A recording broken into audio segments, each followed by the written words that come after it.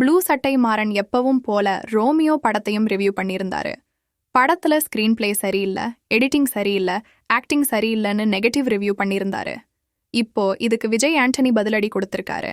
பல நல்ல படங்களை தவறாக விமர்சித்துக் கொள்ளும் திரு ப்ளூ சட்டை மாறன் போன்ற சிலருக்கும் இவங்க சொல்றதையெல்லாம் உண்மை என்று நம்பி ரோமியோ போன்ற பல நல்ல படங்களை கொண்டாடாமல் தமிழ் சினிமாவை குறை சொல்லும் அறிவுஜீவிகளுக்கும் எனது ஆழ்ந்த அனுதாபங்கள். என் அன்பு மக்களே, ரோமியோ ஒரு நல்ல படம், போய் பாருங்க, புரியும்.